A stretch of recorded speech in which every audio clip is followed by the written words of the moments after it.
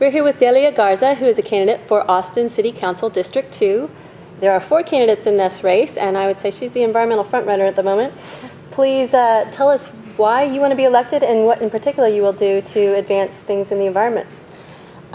Environmental issues are very, very important to me because health and wellness issues are very important to me, and they directly affect each other. And I firmly believe that environmental issues are also social justice issues, which are also very important to me. So it's almost like if you advance one, you're advancing the other. So that's why environmental issues are important to me. It helps people lead healthy lives, right, and that kind of thing. Excellent. Mm-hmm. What's an example of something that you want to forward while in office?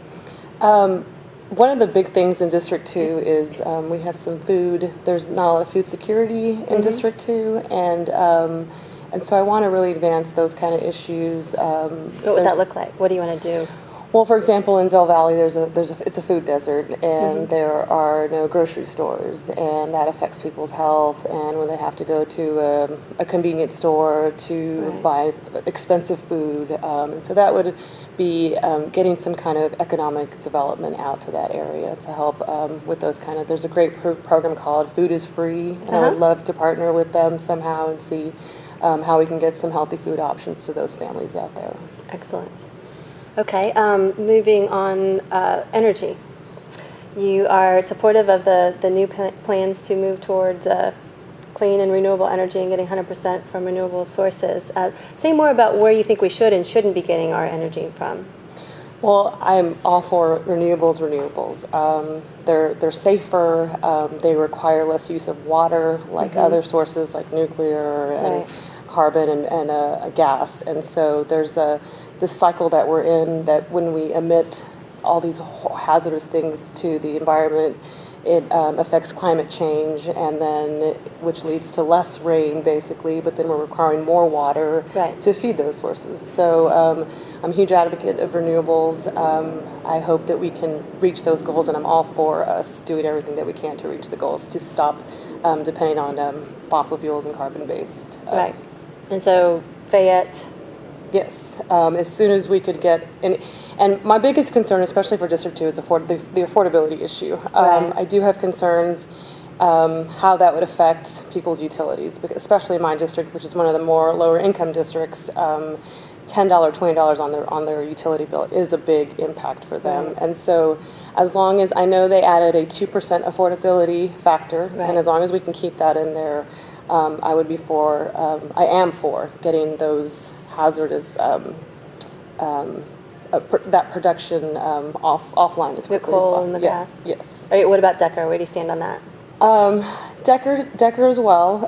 It is supposedly the least hazardous, but it's also the cheapest source of right now. And so I'm for getting us to depend on renewables as quickly as possible, as long as we right. can keep it affordable for our families here. And I read you're hesitant to keep going with nuclear. Is yes, that right? Okay. Yes. All right, let's shift to water. You mentioned the tie between energy and water. Mm-hmm. We are definitely not getting more rain these days, mm-hmm. and we're getting more people. Mm-hmm. Fastest growing city in America. What should we be doing to really shore up our water resources? Austinites have been doing a great job of conserving, but mm-hmm. we need to find more innovative ways like beyond what? And I don't know those yet, but beyond, there's low flush toilets, there's the low shower heads, but I'm willing to get in there and work with environmental experts and see what else we can do. We can do capture of rainwater, require mm-hmm. that. I would be for a pilot program for corporations to start to requiring them to use that, to see how that works. A lot of times for the landscape or for anything, as much as we could reuse water. Those kind of new methods that aren't really used as much, right. And so I'm all for those kinds of initiatives to get us to be able to not have to continuously deplete our water source, because that is it's a finite source. Sure. Mm-hmm. One of your priorities is zero waste. Mm-hmm. Say more about where you think we should be emphasizing, or just what you could do to provide leadership for people in your district to really get on board with the zero waste master plan. Of course. I didn't. I'm 38 years old, and we didn't recycle in my family until I guess about 15, 20 years ago. Is when it I feel like that's when it kind of started to become the right thing to do. And since then, I've loved seeing this move to the population being educated on it, and so I think it's a great step in the right direction to decrease our landfills, which just create more horrible things into our air. And Right. so I know that Austin wants to start composting and do the third bin. I think that's a great idea. I just hope that the city does the best job of educating people, because that's what it Right. comes down to, especially in my district. It's people are so busy trying to pay the bills and just do what they need to do. And So how would your office be part of that conduit between the city and the citizens? I am happy to lead the charge in requiring the city to have more efforts on educating Austinites. For example, right now I think they're doing a horrible job of educating Austinites on this new system of 10-1, and families don't know about it, and so voters don't know about it. So that's a big issue for me, is educating Austinites on all the services available, how they can take advantage of those services, and that just helps everybody. When people know how to recycle, when they know which bin to put their waste in, it's Right. just helping everybody. Right.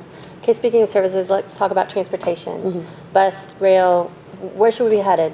What would serve your area and the city at large? What do you think?